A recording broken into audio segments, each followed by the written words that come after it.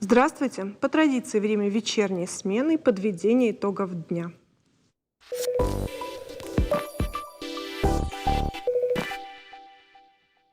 С 1 января 2023 года произойдет слияние Пенсионного фонда и Фонда социального страхования России. С какой целью, какие очевидные выгоды извлекут из этого россияне, расскажет наша гостья Наталья Домашева. Здравствуйте! Здравствуйте. Вас можно поздравлять? Думаю, да. Просто мы совершенствуемся. когда вы были сравнительно недавно в нашей студии, вы еще опасались говорить вот об этом процессе слияния. Теперь вы можете рассказать о нем объемно, для чего, почему и какие профиты мы от этого получим. Ну, что я хочу сказать, что нет предела совершенству, поэтому все это не зря. Да, объединение фондов позволит нам прежде всего ускорить многие процедуры по установлению социальных выплат, всех видов социальных пособий для наших граждан. Это первое.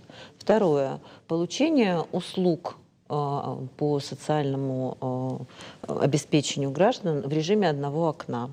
Тогда, когда раньше любое застрахованное лицо за услугами пенсионного фонда должно было обращаться в пенсионный фонд как ведомство, при этом я не уточняю сейчас о способах обращения, да? За услугами социального фонда необходимо было обращаться в фонд социального страхования. Теперь для граждан становится удобнее гораздо получать эти услуги в единых офисах клиентского обслуживания. То есть в каждой клиентской службе на сегодняшний день уже существующей гражданин может получить услугу на сегодняшний день и пенсионного фонда услугу, и услугу фонда социального страхования. С нового года это уже будут услуги социального фонда России. По-прежнему сохраняется право гражданина обратиться за этими видами услуг в МФЦ. И более того, мы развиваемся на ЕПГУ. Также услуги, социальные услуги расширяются, то есть возможность обращения за этими видами услуг через ЕПГУ также расширяется. Сохраняется все то, что уже было, и увеличивается, скажем так, спектр тех услуг, за которыми можно будет обратиться через единый портал государственных услуг. При этом для граждан все ранее установленные выплаты и пособия, даты получения пенсий, пособий, все это сохраняется в том же режиме, в котором гражданин привык получать эти выплаты. Для сотрудников вот этих двух организаций, да, таких масштабных, и количество занятых там людей велико. Как это слияние произошло? То есть люди все сохранили свои рабочие места? Понятно, что объединение фондов ведет к сокращению аппарата, скажем так, да. То есть мы с вами понимаем, что в части аппарата, да, сокращение есть. Для специалистов, по большому счету, в количественном составе не меняется ничего, увеличиваются возможности специалистов, универсальность специалистов. То есть специалисты пенсионного фонда, то есть мы уже более 2 месяцев проводим стажировки специалистов пенсионного фонда в фонде социального страхования, специалистов фонда социального страхования у нас в клиентских службах. Для чего? Для того, чтобы, как я уже говорила, гражданин имел возможность получить услугу в рамках единого офиса клиентского обслуживания, любой вид услуги. И специалисты на сегодняшний день ПФР и специалисты Фонда социального страхования должны одинаково грамотно владеть вопросами социального страхования и пенсионного, и Фонда социального страхования. Поэтому стажировки уже проходят. Наши специалисты углубляют свои знания, но в плане потери работы это ни в коем случае им не грозит. Вы говорите о том, что обязанности прибавятся у специалистов, да, и, то есть объем нагрузки возрастет. Может ли это как-то сказаться на качестве работы? Ни в коем случае. Я говорю не об увеличении нагрузки, а об универсальности специалистов. Единый офис клиентского обслуживания предполагает в составе единого офиса клиентского обслуживания, если говорить, просто не хочется уже разделять понятия пенсионный фонд, фонд социального страхования. Почему? Потому что это все с 1 января становятся наши специалисты, специалисты фонда, Социального фонда России. Поэтому я говорю о том, что одинаково будет распределена нагрузка просто к любому специалисту в едином офисе клиентского обслуживания. Гражданин сможет обратиться за любым видом услуги. Ключевое слово универсальность. Да, ключевое слово универсальность. Хорошо, тогда давайте, может быть, перейдем к нуждам. Ну, вы не хотите? Я бы хотела сказать еще о том, что поменяется, например, для наших работодателей. Хорошо, пожалуйста. С 1 января. Помимо того, что мы то есть введение такого института, как Социальный фонд России, предполагает еще и определенные улучшения, скажем так, для наших работодателей. Скажем так, параллельно с созданием Социального фонда России работодатели наши переходят то есть вводится единая форма отчетности, единый платеж. То есть все виды, на сегодняшний день все виды социального страхования разделены у нас. Да? Есть пенсионное страхование, есть социальное страхование, есть медицинское страхование. Создание Социального фонда России сейчас привело к объединению форм отчетности. То есть нагрузка на работодателя уменьшается. Уменьшается риск бухгалтерских ошибок. То есть если на сегодняшний день работодатели у нас представляют разные виды отчетов, в разные получаются ведомства, с нового года у нас вводится единая форма отчетности для страхователей и один платеж, который будет перечисляться и казначейством автоматически распределяться по видам страхования. Соответственно, это, как я повторюсь, возможно, уменьшение риска ошибок бухгалтерских, уменьшение нагрузки, скажем так, на бухгалтера, плюс к тому своевременность представления отчетности, скажем так. То есть для наших работодателей тоже что-то меняется, и меняется в лучшую сторону, я считаю. Ну, будем надеяться, что все именно так, как вы сказали, будет. Могу еще сказать о том, что меняются позиции наших застрахованных лиц, которые заняты на работе по гражданско-правовым договорам.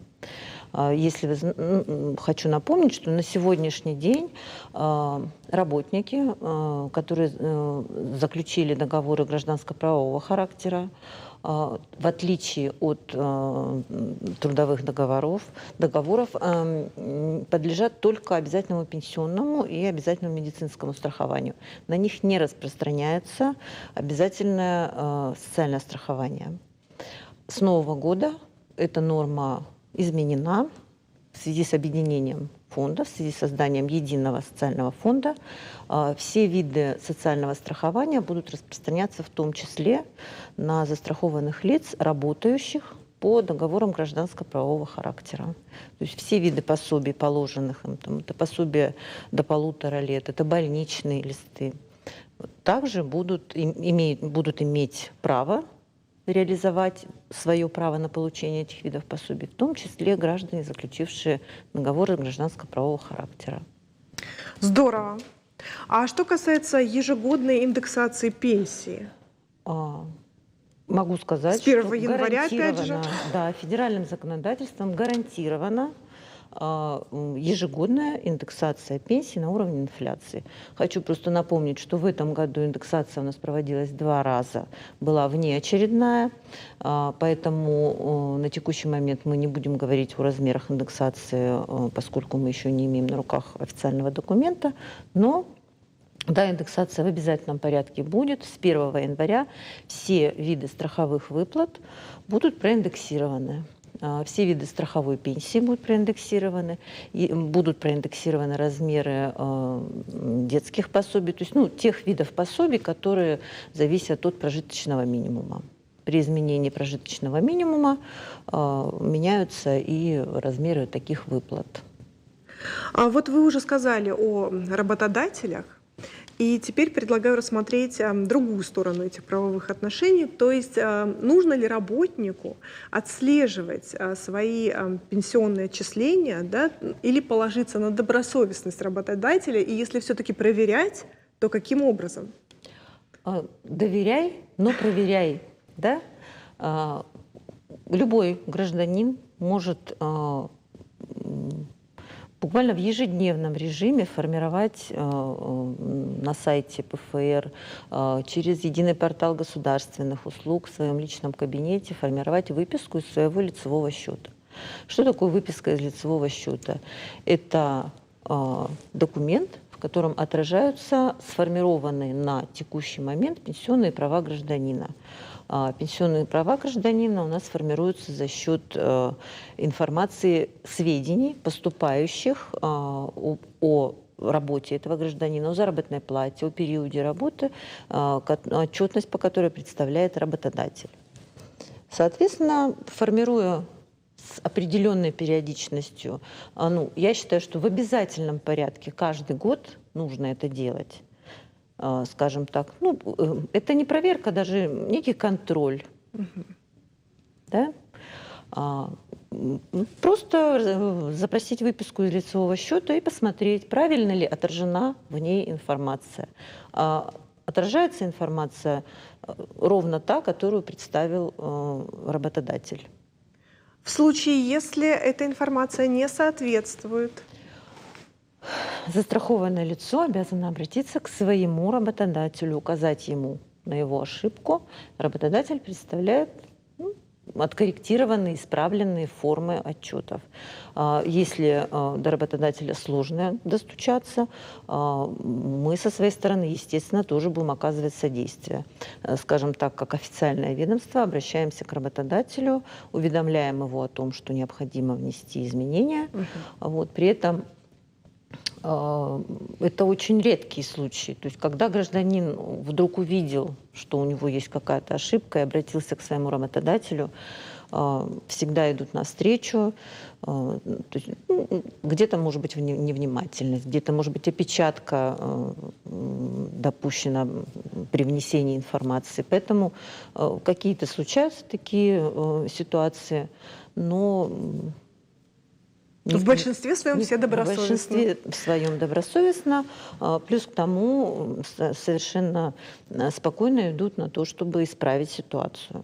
Буквально минута остается до конца нашей беседы. Вот так время пролетело. Я хотела вас узнать по поводу создания центров общения для пожилых. Будет ли в Осетии реализовываться как-то этот проект? Да, мы заявили себя в пилотный проект по созданию центра общения старшего поколения. Мы планируем, я пока не буду озвучивать в каком районе, планируем начать с какого-то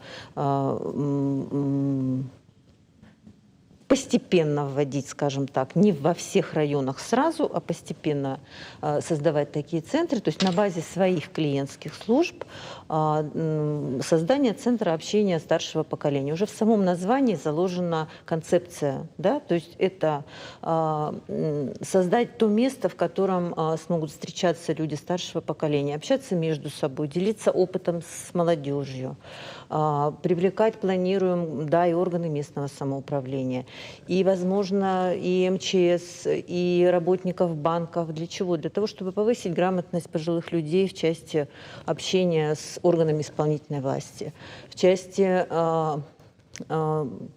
поведения, скажем так, в экстренных, в чрезвычайных ситуациях, как не сталкиваться, не поддаваться, скажем так, мошенникам. То есть вот все это мы планируем. Плюс интересное проведение досуга, настольные игры, кроссворды, что-то, что позволит гражданам старшего поколения расширить круг общения, расширить интересы свои. Благие дела. И пусть все это у вас в ближайшее время свершится, исполнится. Спасибо. Спасибо вам за беседу. У нас на канале реклама, не переключайтесь.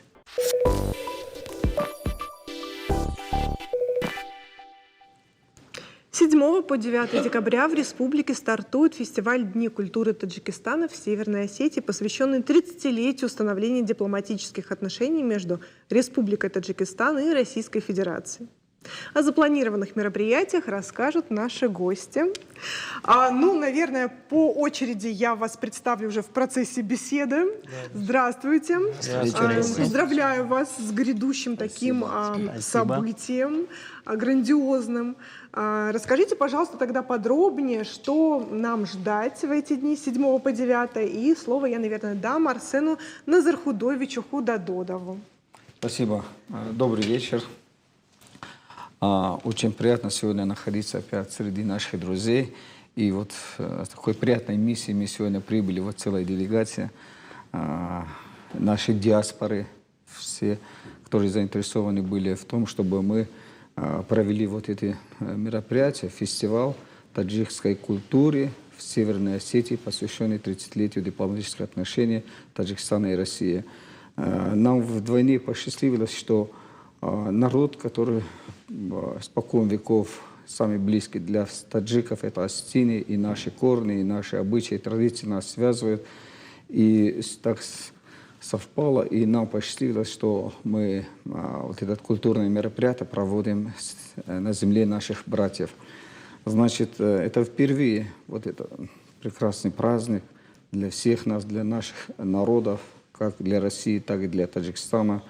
И все мы знаем, что после распада наш общий дом Советского Союза все республики стали самостоятельно жить, но тем не менее они объединены в одной союз независимых государств. И Таджикистан с Россией, они являются одним из стратегических партнеров. И могу подчеркнуть, что вот за 30 лет нового Таджикистана, независимого Таджикистана, они признаны более 130 государств мира, и сотрудничество происходит со всеми этими странами, но Россия, я подчеркну, что на первом месте, и чему мы рады, и все мы знаем, что наши трудовые мигранты вносят свою лепту в развитие двух обществ, как в России, так и в Таджикистане.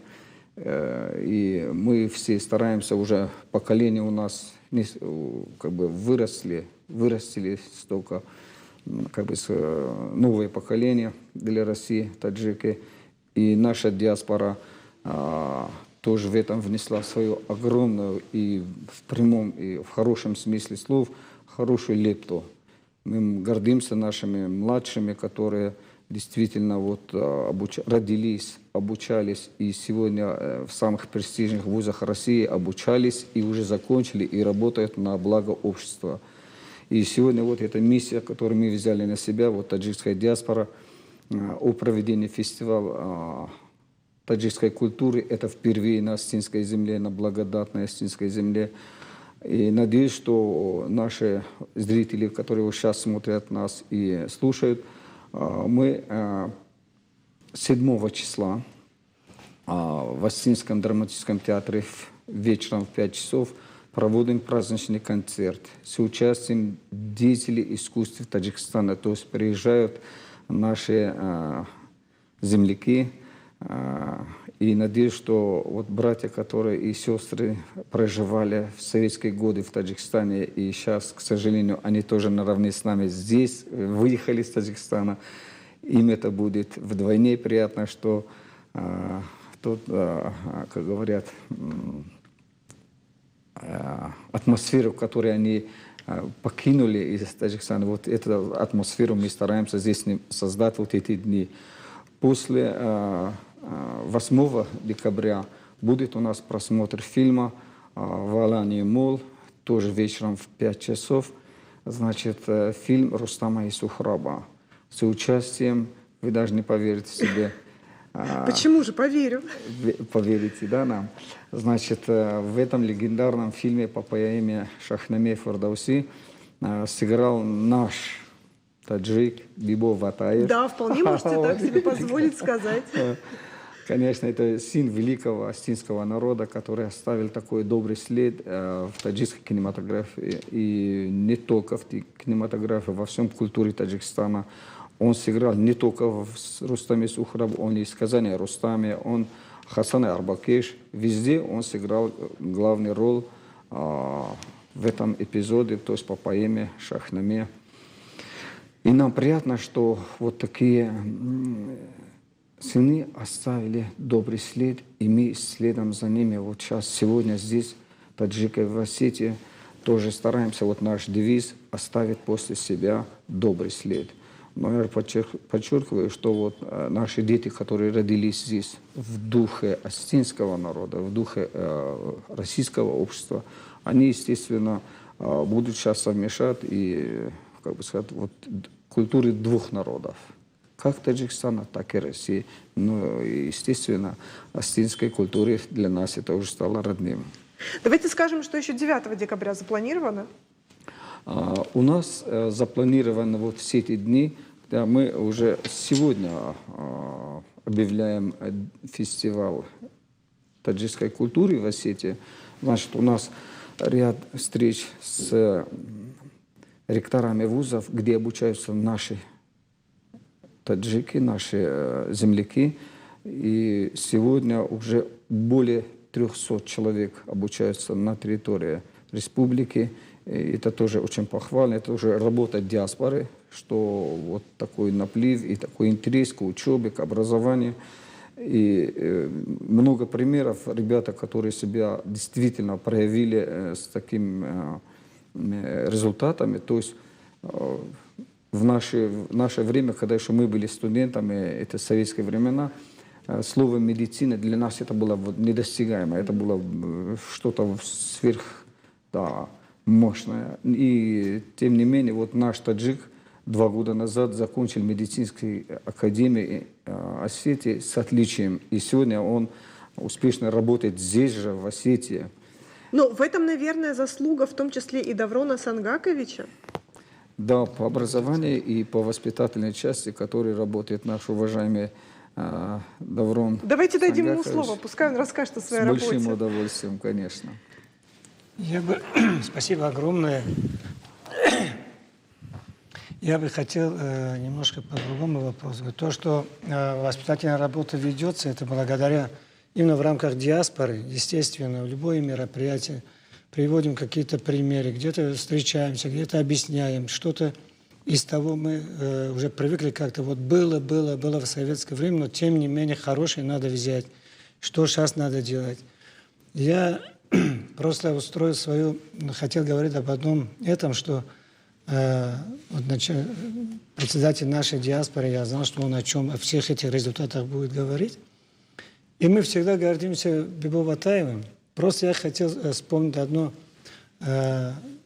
такое вот мгновение, момент, который эпизод жизни, который мне посчастливилось участвовать. Там это было 15 марта 2012 года, это в Душанбе, в день рождения Бимбулата Батаева, Заурбековича.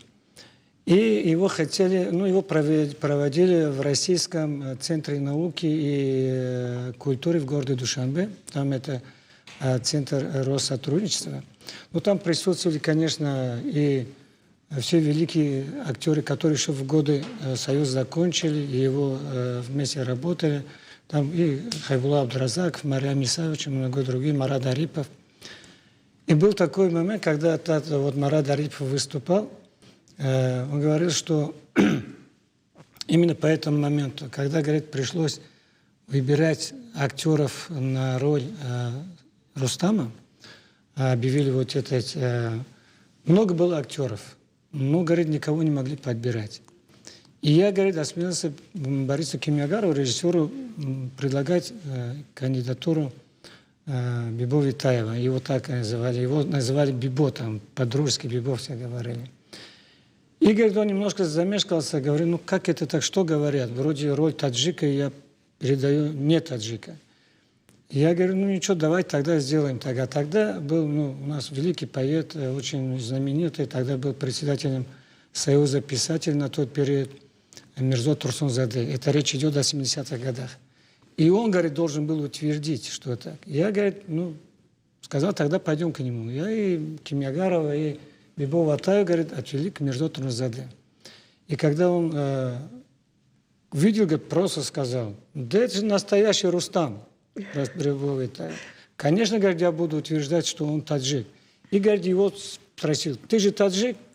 Он, говорит, немножко замешался, да, я вроде и осетин, и таджик. Вот так. Здесь И еще одна фраза была, интересно. фраза была, что как осетины, так и таджики имеют прямое отношение к поэме Фердоуси, к Шахнаме. Так что ему вдвойне повезло, что он был часть этой культуры и часть этой, как бы сказать, самое выбора. главное было то, что там показали один видеоматериал, который был снят в 1999 году, и как Марат Арипов, там, председатель Союза кинематографистов Таджикистана, Сафар Холикзо тогда выступал, он сказал, это пока еще никто не видел. И я впервые показываю вам. И это показали, это был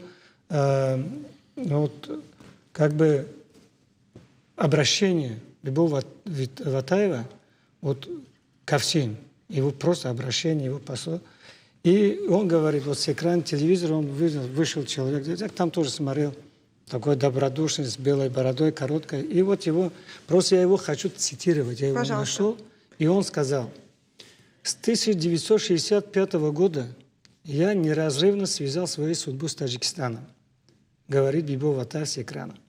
Что бы со мной ни произошло, куда бы меня ни забросила судьба, я всегда буду помнить о том, что мои истоки, как актера, уходят в таджикскую землю. Мое сердце обливается кровью, когда я слышу о том, что происходит в моем родном Таджикистане. Это он имел в виду годы гражданской войны.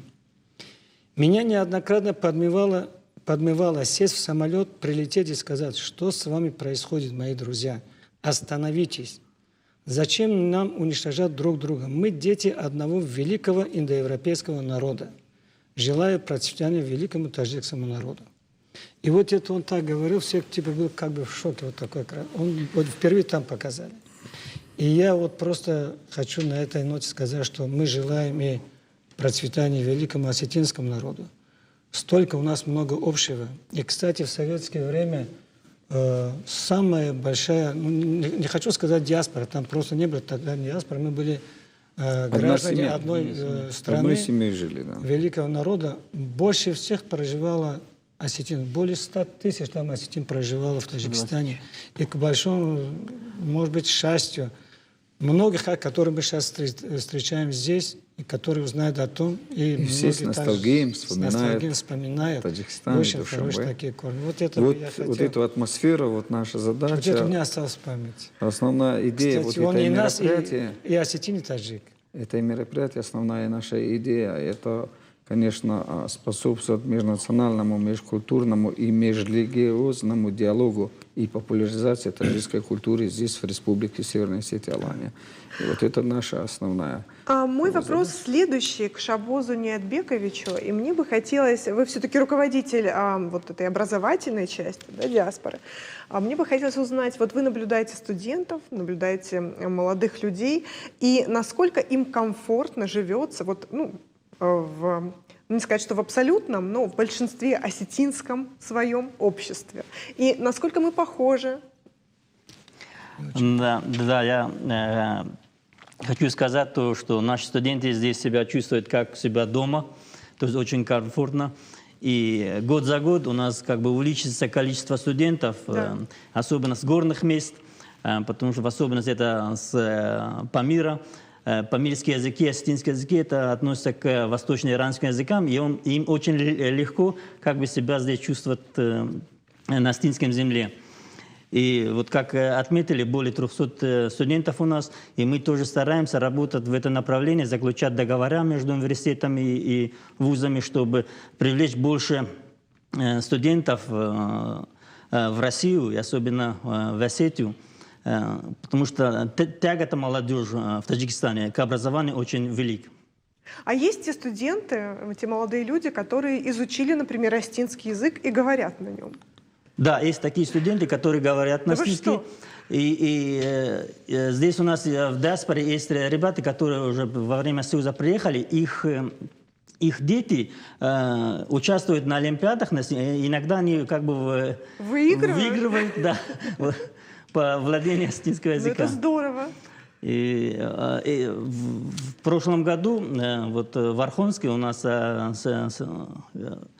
в школе закончила вот с отличным диплом, красный диплом. То есть единственное, она как бы родилась тоже здесь, с Таджикистана, но как бы выиграла среди осетинов вот золотой медаль по окончании школы. Спасибо вам большое. И, наверное, вопрос, как вы уже догадались, Саиду Курбаншоевичу. Вот как вы считаете, залог добрососедских, таких дружественных отношений, он в чем?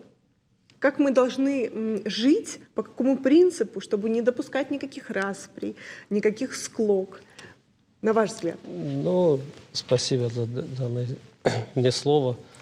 Ну, взаимодействие в основном залог, чтобы была дружба между народами. Вот мы как приехали, мы уже 23-й год тоже я здесь живу, я являюсь еще заместителем нашего председателя.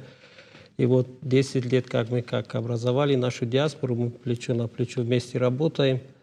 И в основном дружба, вот недавно даже, вот позавчера, да, было? Да, позавчера. Позавчера в Цейской ушеле, как же год, При поддержке Министерства по делам национальности проводится ежегодный турнир. И вот среди 10 команд было там, да? Или 12? В этом году 8 было. 8 команд. Вот наша диаспора, ну, слава богу, взяли первое место. Да, выиграли Кубок дружбы национальных культурных центров. И вот в основном вот в дни города, в дни республики, вот на таких мероприятиях мы общаемся поближе. Вот в основном там тоже были наши студенты из ГМИ и с академии, медицинской академии, ребята там участвовали. Университета были ребята, ну, наши студенты из колледжах.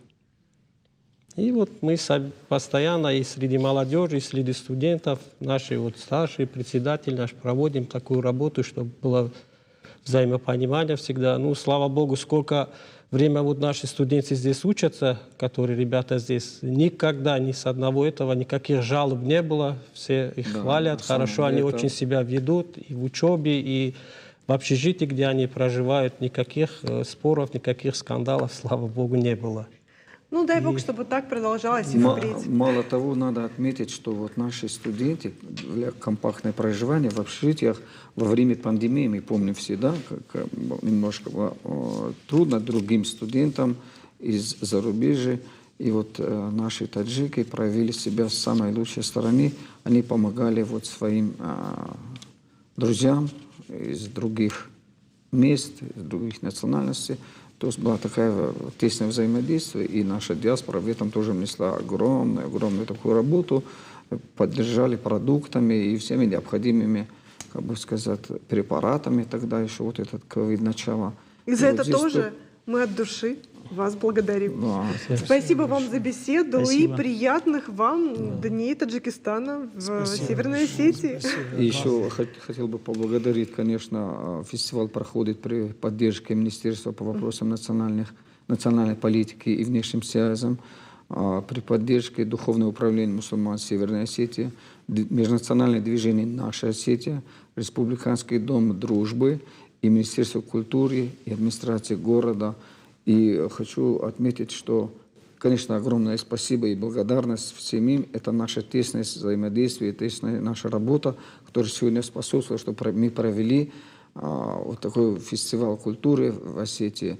И, конечно, хочу отметить, культурная часть мероприятия, концертной программы проводит под, как бы, все на его плечи народный артист Таджикистана. Сейчас вы опять удивитесь. Царев Валера Заурбекович. Опять. Это, между прочим, соратник Бибо Заурбековича. Они тоже работали вместе. И вот нам приятно, что наш брат Валера Заурбекович взял на себя эту ношу и эту работу на себя. Это приятная ответственность. Конечно. Так что нам с вами только жить, дружить и растить своих Да будет детей, так, да. да будет так. И Пусть- хочу выразить благодарность моим коллегам, моим нашим братьям по другим национальным культурным центрам. Их очень много, начиная рус, греки, азербайджанцы, грузины, армяне, узбеки, поляки, немцы. Весь Северный Кавказ, это Дагестан, это Ингушетия. Все мы, это одна семья. И вот благодаря всем, что мы тоже вот выпрямились и хотим тоже, чтобы таджикская культура тоже была знакома всем этим народам, всем этим диаспорам и всем тем, кто населяет нашу Осетию. Да будет так. Спасибо. Спасибо Будем за жить дружно. приглашение вам. Спасибо. Спасибо. Реклама на канале, не переключайтесь.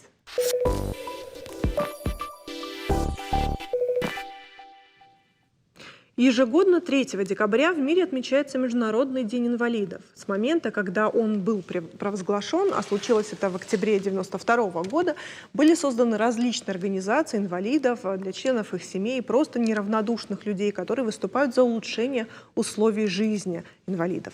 Сегодня сотрудники одной из таких организаций – гости нашей студии. Здравствуйте, Зарина Абаева и Мира Берозова. И вы работаете в Республиканском доме «Забота».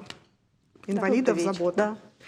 Ну что ж, я не знаю, можно ли поздравлять с этой датой, но это ваш профессиональный праздник, правильно? Да. Вы когда-то выбрали для себя такую профессию. Вот почему?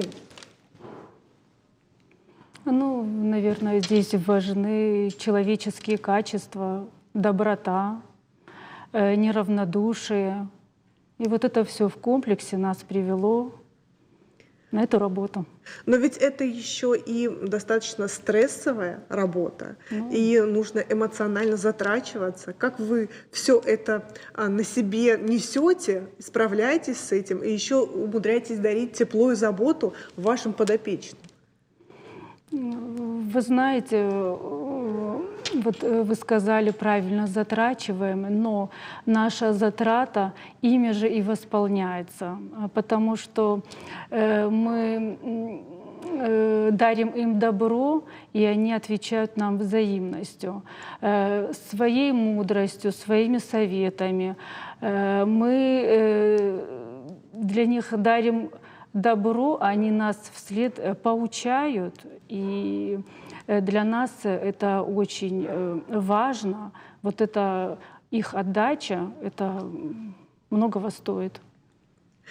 Давайте перейдем вот к этому самому дню, Международному дню инвалидов, и расскажем, что в вашем доме «Забота» в этот день происходило, какие акции, подробнее, потому что зрителям очень интересно. Мне тоже. Я видела какие-то фотографии, и хочу, чтобы вот сейчас вы объемно об этом сказали.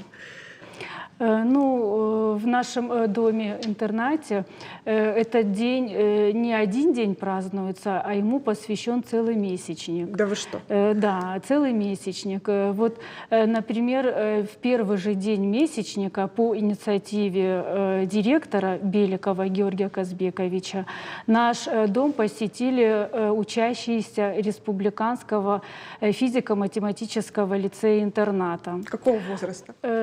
Ну, класс 7-8, вот так вот. Они были разных возрастов, да. потому что они все посещают шахматную там студию или кружок, и они играли с нашими. Продолжайте. Проживающими, да. У нас был проведен турнир. В завершении турнира мы устроили чаепитие для участников, где дети пообщались с старшим поколением, проживающими нашими. Да. После обеда была организована встреча с футболистами сборной футбольного клуба «Алании». Да, наши проживающие, как оказалось, среди них есть очень много болельщиков, и все они в основном болеют за наш футбольный клуб «Алания», да. Они задавали все интересующие их вопросы. Футболисты поделились с ними своими планами. Кто хотел, они им раздали свои автографы. Потом они пошли к немобильным и маломобильным получателям социальных услуг. Они им подарили подарки. Да. А почему были выбраны вот эти две организации? Это футбольный клуб, это лицей математический. Это просто в первый день. А Ага. так распланирован весь месяц, декабрь. Да. 2 числа у нас проведена спортивная программа, где получатели социальных услуг играли в шахматы, нарды, домино. После обеда мы посетили Черменский дом культуры, где проходил концерт, приуроченный Дню пожилого человека, учащимися, где выступали получатели социальных услуг психоневрологического дома-интерната «Милосердие». Мы там тоже были, да. Потом весь месяц у нас спланирован.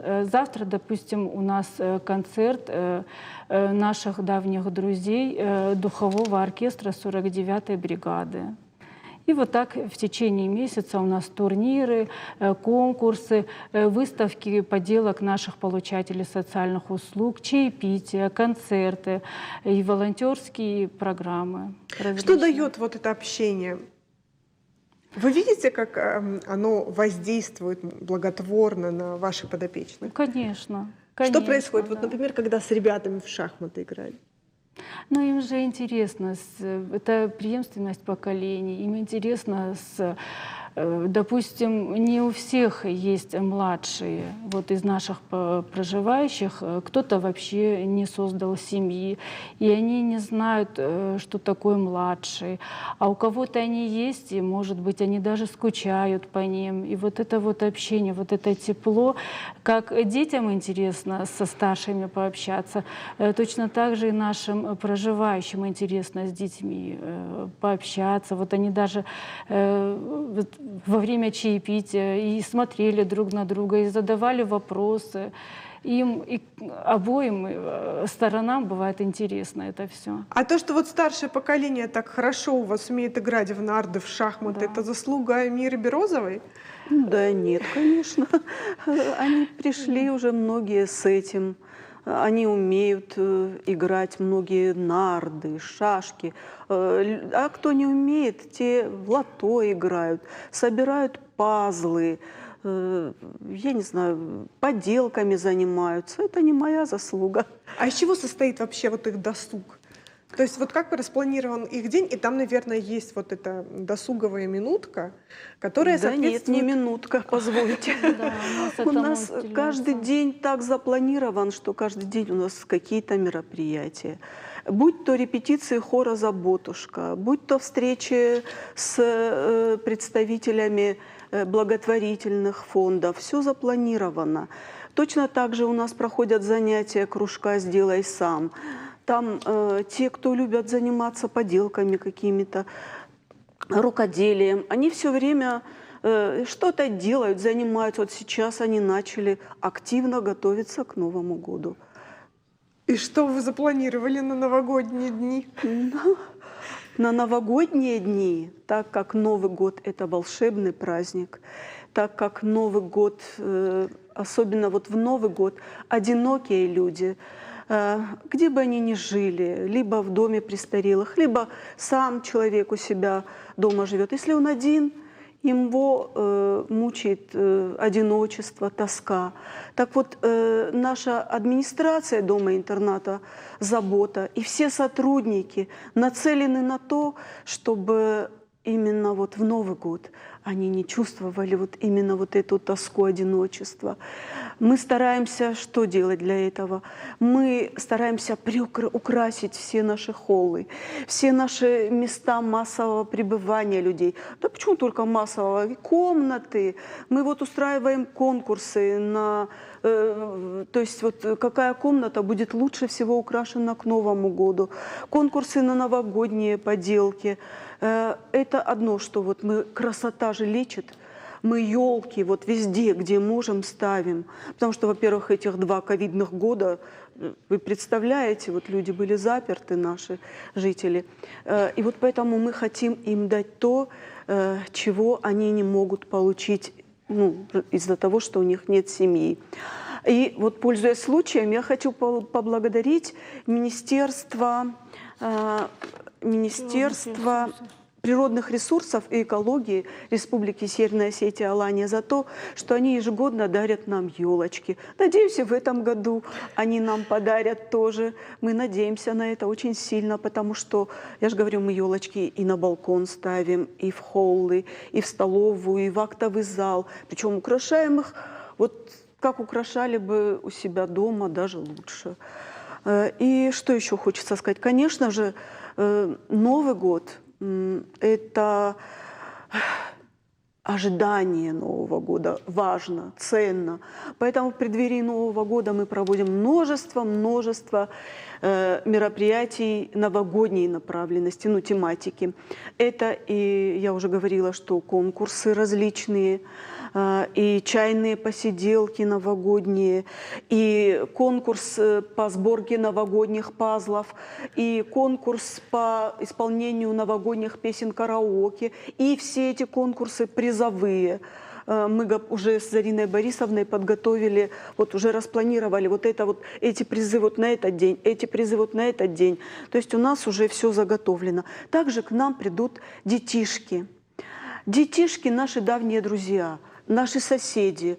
Это детский садик номер 65. 97. И 97-й садик. Они вот все время, каждый год к нам приходят со своими поделочками, с какими-то сюрпризами, с какими-то подарочками, с концертными программами. 65-й садик придет со спектаклем «Красная шапочка». А 97-й они принесут свои поделочки, поздравят. Также мы ожидаем программу Центра образования «Интеллект». Но не могу не сказать о том, что каждый год, 25 декабря, накануне Нового года, как в фильме «Ирония судьбы», к нам приходят студенты СОКПИ или пединститута, или сейчас педколледжа. Но в этом году 25-е выпадает на воскресенье, они придут к нам 26-го со своей новогодней программой.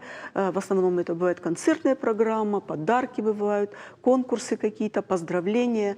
То есть программа наша очень насыщена, и мы не позволим нашим жителям чувствовать свое одиночество и чувствовать тоску. Но я что еще хочу сказать? У нас свое мероприятие. Я не слишком много говорю? Пожалуйста. 29 числа декабря у нас запланировано наше ежегодное мероприятие новогоднее. Это как бы кульминация нашего месячника инвалидов и новогодних мероприятий, когда мы проводим и театрализованные какие-то, сами подготавливаем представления, и разные призовые программы, смешные, веселые конкурсы. Бывает и Дед Мороз со Снегурочкой. То есть множество призов, множество ярких впечатлений.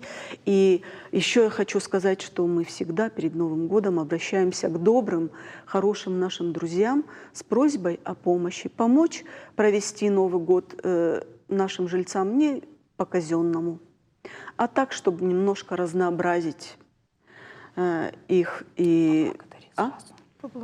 Я их благодарю за это, потому что они нам не отказывают. А мы можем назвать кого-то? Или, конечно, например, мы подготовили. Мы подготовили, да, не хочется никого обидеть, но это вот, как сказала Мира Петровна, это не только материальная помощь, но помощь в оказании различных социальных услуг. Это индивидуальные предприниматели, это просто физические лица. 65-й садик, 97-й садик, 28-я школа, 18-я школа, 29-я школа, медакадемия, СОГУ, ГМТ, социальное отделение, ВТЭТ, потом педагогический колледж, как Мира Петровна сказала. А если вот обычные граждане Да, захотят много принять в таких, этом году очень много участие, таких людей. Как это возможно сделать? Просто прийти или позвонить и сказать. Не вся помощь материальная. У нас бывают такие, которые позвонили и говорят, я хочу помочь чем-то. Для нас помощь даже прийти и погулять с нашими проживающими. Для нас и это помощь, да. И мы благодарны бываем всему, любой помощи, которую нам хотят оказать. Волонтеры также оказывают помощь? Да, волонтеры. Расскажем о них?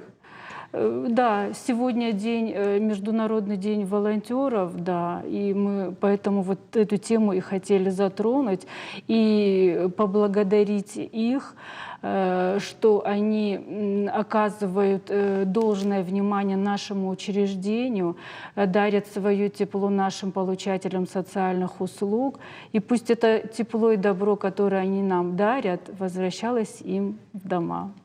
Спасибо большое. А чего, вот, на ваш взгляд, больше всего не хватает вашим жильцам, подопечным? Оно не хватает. Наверное, все-таки сколько бы мы ни трудились и не дарили свое тепло, все-таки им было бы лучше в их родных семьях. Да.